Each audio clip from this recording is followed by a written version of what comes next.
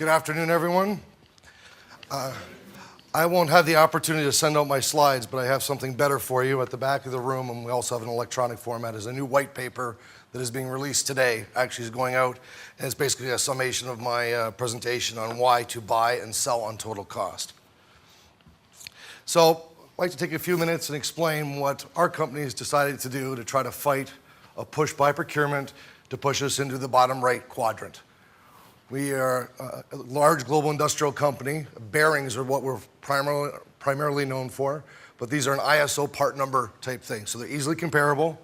Our competitors are global, and it's easy to have the assumption that we should be in this bottom right quadrant. Our sales team, our marketing team, our engineers' job is to try to articulate to customers that we belong in the top right box. So I'll kind of give you what we've done and why, and what works and maybe what doesn't. And as David mentioned, I don't know how many other companies have a global manager of value. That's how important this is to what we do as an organization, that it's become my full-time job. So job description, I got to make this job up over the last 10 years, but to work with our teams and our marketing people and our investor relations and the like to try to go out and explain it's not about price. It's about how to reduce total cost. And as an engineering company, we were and are notorious for just creating better stuff. And we assume that the technology will automatically get customers to understand why it's better and they should pay a price premium. What we found is that procurement people understand one thing: dollars and cents, pounds, euros, whatever it is. So how can we affect your business procurement? By taking cost out. So one SKF slide, but it's to equip the world with the knowledge that we have. We're a global organization, but how do we take the knowledge we have harnessed over 100 years and apply that to customers to make them more profitable? Again, the products and services we sell in and of themselves need to create incremental value versus the next best alternative to be able to justify the price premiums we have in the marketplace. So over the years, as we go into the market and talk about value, we seem to get a pushback, and the procurement's pushback seems to fall within one of these 5 major areas. Price I can measure. It was a pound and now it's whatever, 2 pounds. I can measure price. Price is immediate, and it hits my bottom line. We're in the middle of a recession, and if I can negotiate a better price from you, it's going to make me more profitable. Price is guaranteed. It's a rebate check, it's a discount, whatever the term in your industry is, but value programs take work. Stephen talked about continuous improvement programs. As a company, we have a limited resources of engineers and salespeople, but it takes time and work on our side and on the customer side to work together. That's a lot more work than just sending out an RFP maybe and saying, hey, I want you to reduce your price. And finally, what do procurement people get paid on? Do they get paid on price unit variance? And there's different terminologies that I've heard by industry, but are they getting paid on cost reductions, or are they getting paid on price reductions? It's amazing that people do what you incentivize them to do sometimes. So hopefully by the end of my presentation, I'll show you what we've done to try to address some of these, and also that the world is changing. I could spend the next 20 minutes on this slide. That price does not equal cost. These are 2 completely different terms, but people have a tendency to confuse them. Price is what you pay for something. Cost is the life cycle cost of what it is. People make the assumption that if they reduce the price they pay for something, that the cost will go down. That's an assumption. Reducing your cost makes you more profitable. Reducing price, you're assuming. I'm not sure if David mentioned, I live in Michigan now. Anybody know what Michigan used to be famous for?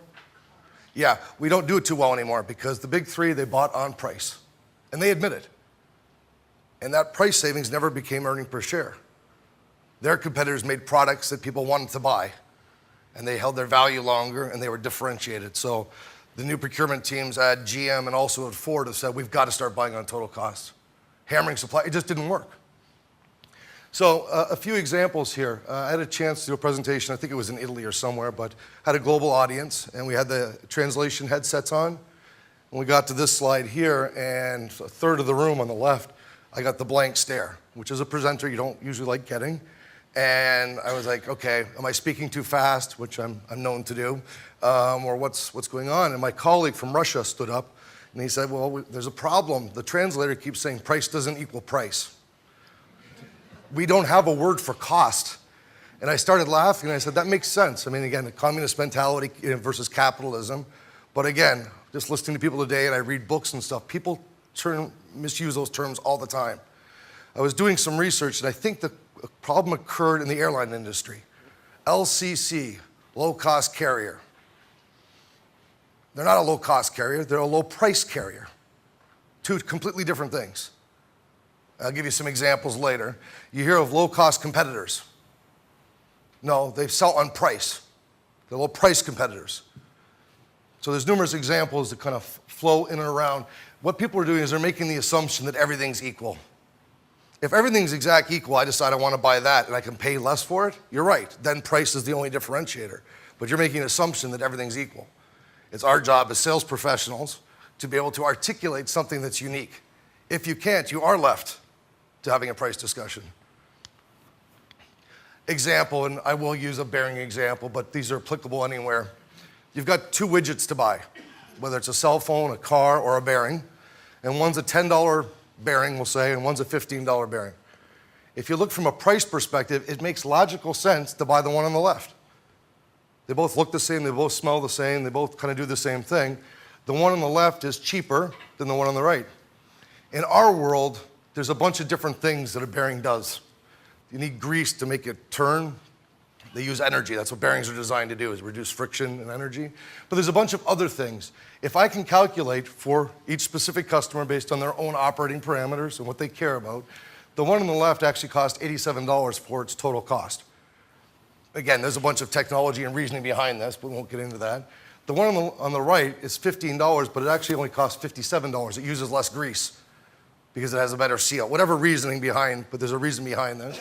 Now I can actually explain to the customer that the $5 investment I'm asking you to make has a return that's quantifiable using their own numbers of $30. That $5 now is an investment. If I can't quantify that for a procurement person, he's just going to say, why am I paying $15 for something I can get $10? They both look the same, they both smell the same. What's the difference? And our people would come back and go, procurement doesn't get us. And I said, maybe we need to look at ourselves. Maybe we haven't articulated something that they understand. And we as an engineering company want to talk about the cleanliness of steel. No, how does cleanliness of steel equal lower operating temperature, which equals lower cost? That's what they care about. So stop talking about the how. Engineers talk about that stuff, but procurement wants to hear at the end of the day how you can take cost out of their business. I love this slide. A colleague put it together for me, the price Berg. And again, whatever industry you're in, you can draw the exact same one. There's some studies, and I'll show you one later, that the initial purchase price of assets is 10, 12, 14% of its total cost. For every industry, there's different things listed down here. But to articulate them, enumerate them, and to be able to quantify them gets you into a total cost of ownership discussion. I was asked to write an article for Purchasing Magazine because procurement people are great at using the buzzword TCO. But then when I would do a follow-up question saying, what is TCO to you and how do you define it? I was amazed at how many people didn't have a very structured understanding. There's 4 stages of it. The first one starts with the OEM. And again, I'm going to revert to my world that I live in, but someone that puts our product inside their product. So a bearing goes in a car or a tractor or something like that. This person's going to design an excavator, whatever they do. They're going to make a decision and trade-off. How robust do they want? How quick to manufacture? Ease of manufacture. They're going to make a bunch of decisions right then and there that affect the total cost of that asset over its life. Then somebody's going to acquire that. Okay, and in the process of acquiring it, you figure who's going to pay who, when, what are the terms and conditions, who's going to keep the inventory, there's cost of contract management, things like this. And this is where the unit price that you pay somebody, I'm buying the motor from you, this is where the unit price part comes in. Now that I've acquired that asset, I'm going to operate it. Again, in our world, how much lubrication does it use? How long does it last? Does it affect production? Again, a bunch of different areas. Warranty costs turn up here, which driven back to the OEM here in the design phase. And finally, you have disposal of the asset. And in some industries, disposal of the assets are very high. Lubricants, so think Shell, BP, Chevron, people that make lubricants. From what they've told me, it costs twice as much money to dispose of lubricant as it does to buy it. So maybe we should be talking about extending the life because the disposal costs are so high. You could take anything you buy and almost run it through this methodology.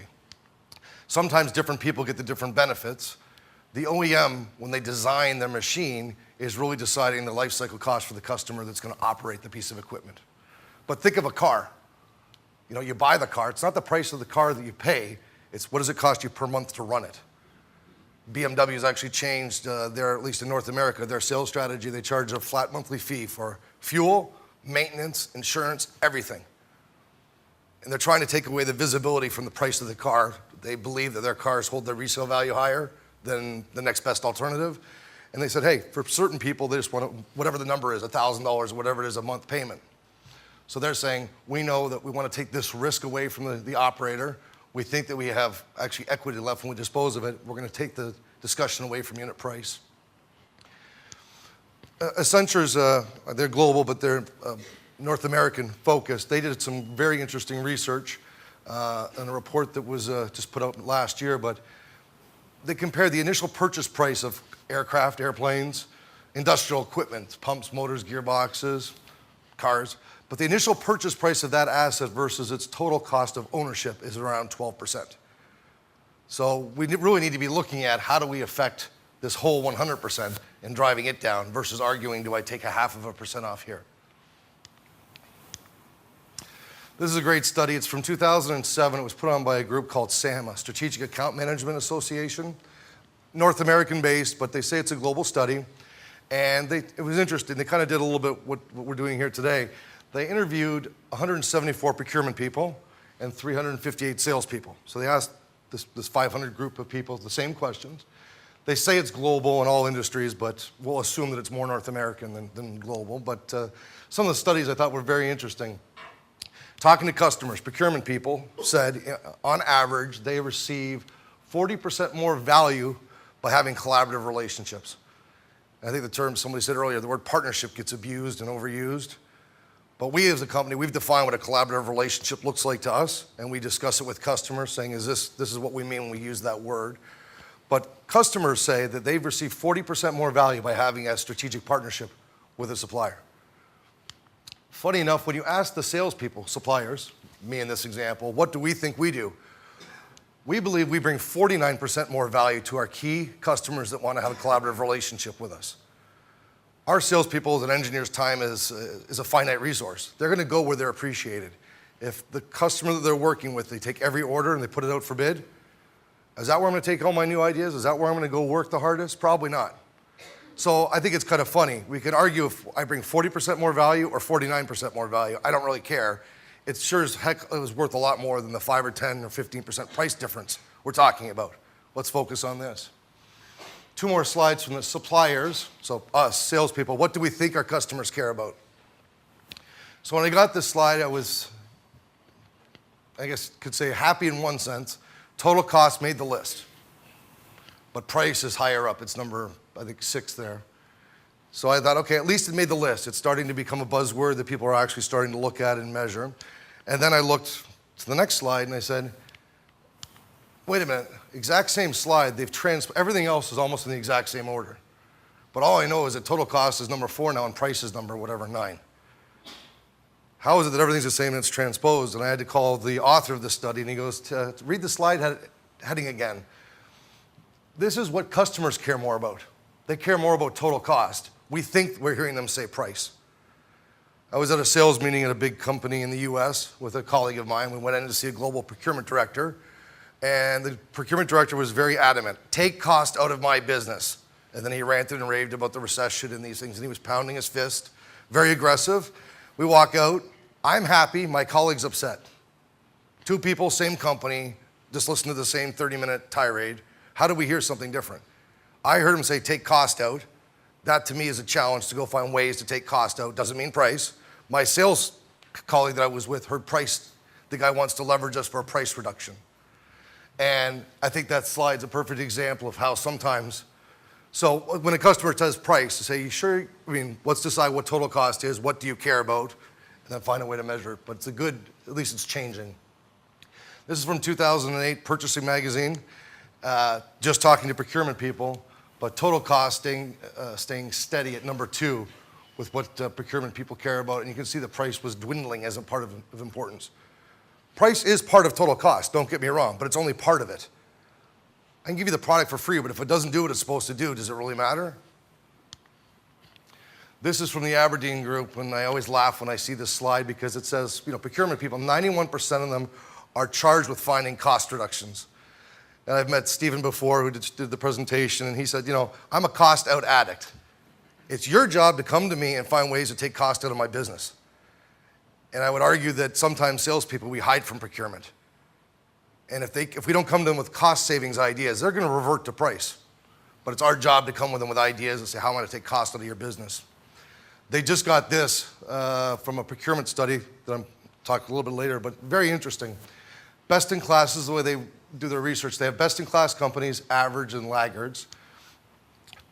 Companies that measure cost avoidance savings.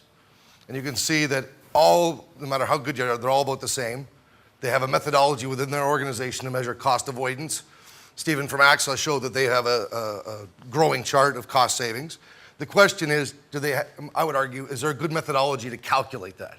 What is a cost avoidance? How do you measure it?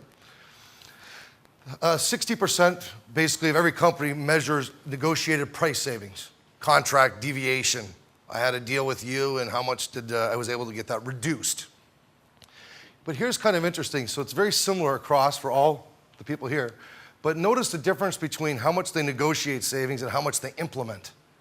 So the worst in class, they're just as good as the best at negotiating cost savings, but they're horrible at actually realizing those cost savings.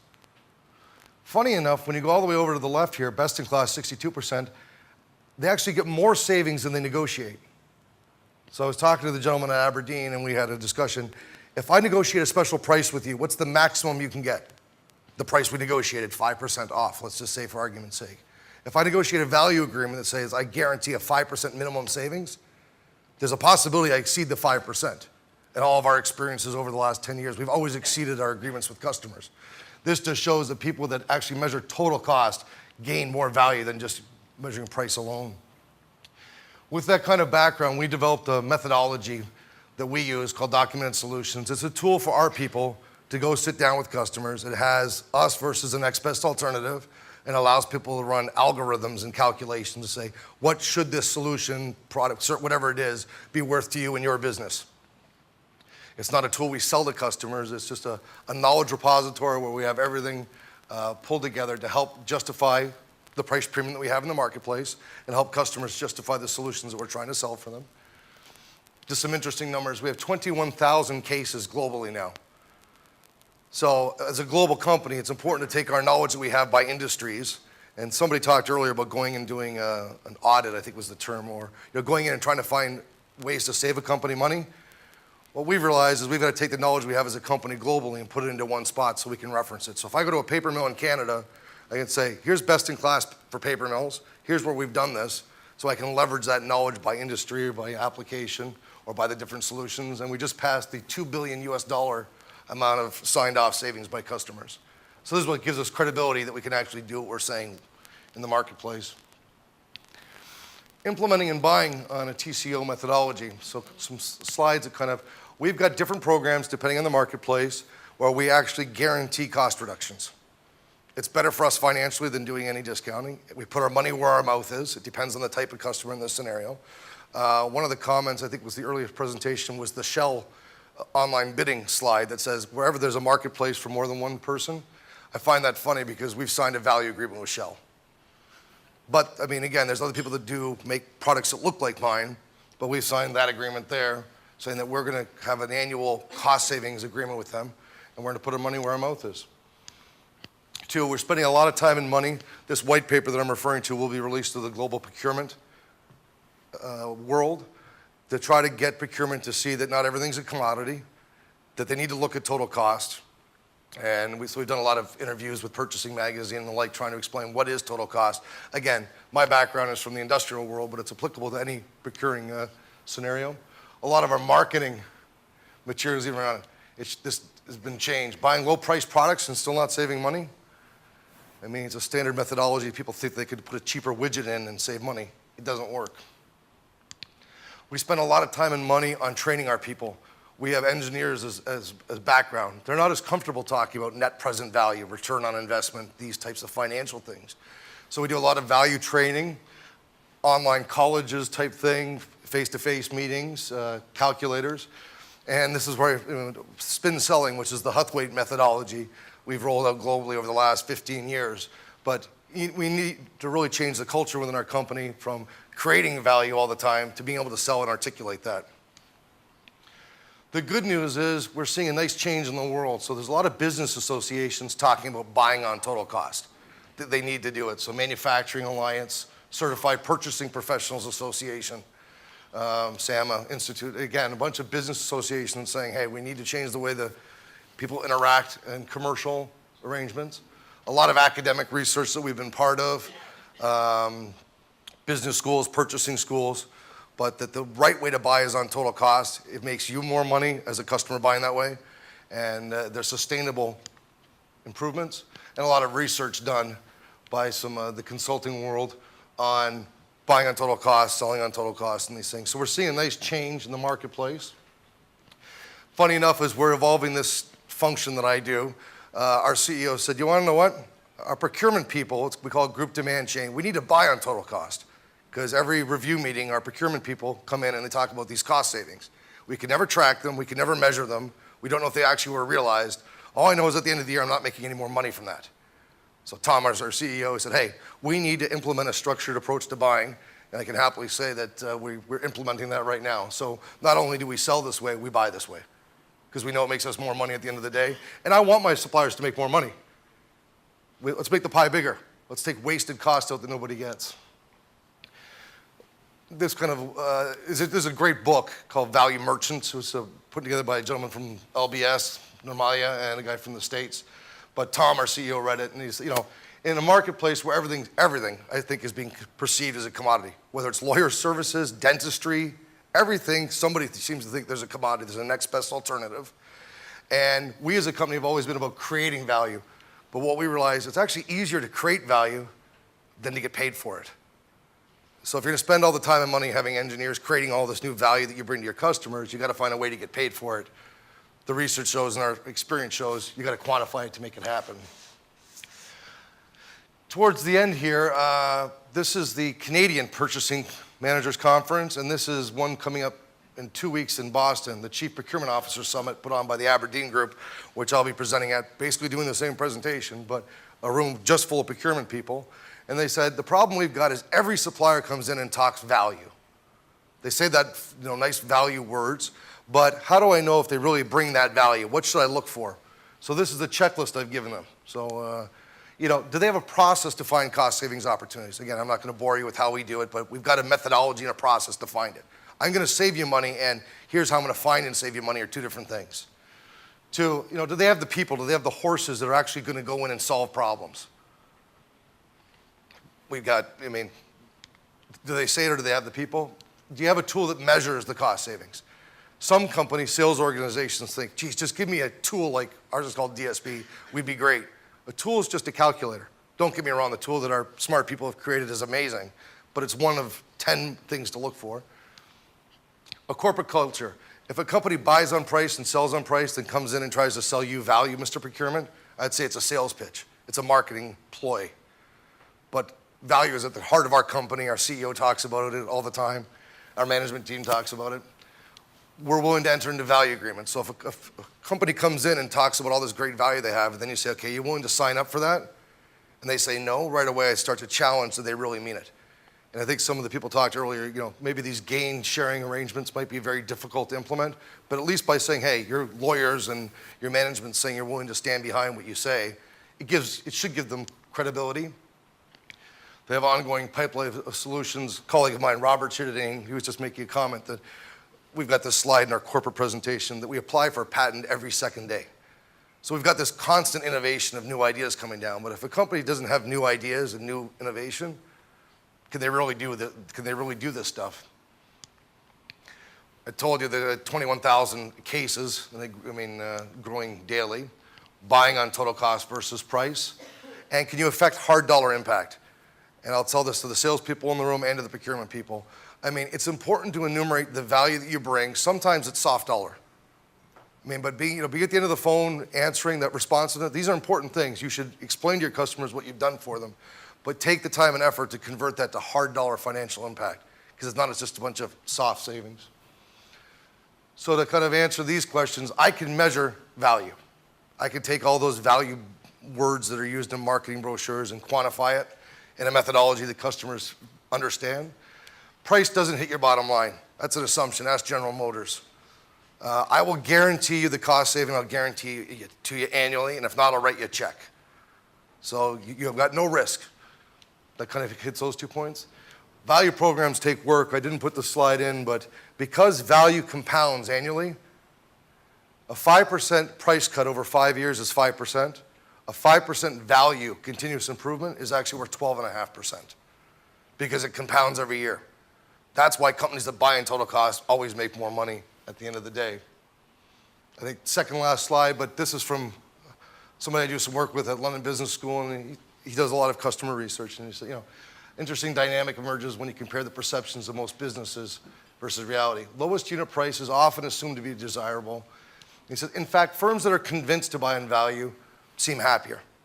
And convinced, that means I don't leverage you, but I've come in with a business case that you understand, I can demonstrate it and document it and articulate it in something that you get.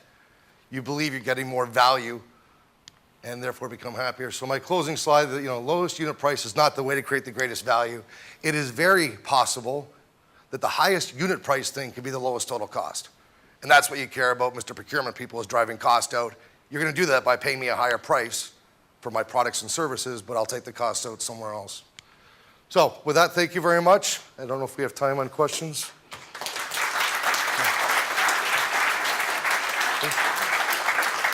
I've been given we have time for one question. Do we have any questions? You talked about sharing the risk with customers. I mean, can you tell us a little bit about how that works? And are you putting price at risk if somebody's 5% cheaper than you? You split the 5%, share the 5%? What we'll do is very simply, it depends on the scenario, but one example is I will guarantee you a 5% annual cost savings. We will agree on the methodology of how we'll measure that. Ours is this DSP tool. We'll agree on the fundamentals. And if I don't hit it within this year, I'll write you a check to cover that. And then there's agreements where usually I agree to a higher percentage on incremental business. Procurement people are much better at giving you more business in exchange for creating more value. That's how our people get paid. So it's a win-win, and we've got that. We've also got agreements where we actually go in and get paid based on 100% performance, but much more of a legal structure type thing where we go in and actually operate a paper mill and have a bunch of KPIs and then get paid on the increase. Anything else, or do we have one more and then okay. What's your view on supplying cost breakdowns when requested? Cost breakdowns? What's your reaction to those? I don't respond to that. That's right away is they're putting me in a commodity box. What my costs are irrelevant. You know what? I tell our people, again, now I'm speaking on my personal beliefs, maybe not on behalf of the company, but as a salesperson, I don't want to know what it costs me to make something. I don't want to tell myself somebody's decided this is worth $3. That's what you're going to sell for. The second you start telling me that it's fixed costs and variable costs and these things, salespeople have a tendency to find a way to drive that down. My job then is to add more value till it becomes an equilibrium that you say, okay, now the $3 makes sense because you're going to do A, B, C associated with it. Again, that's my opinion. I'm not sure everybody in my company would respond the same way, though. So. I think it depends on the customer. Yeah. Okay, thanks. Well, thanks, Todd. Let's think.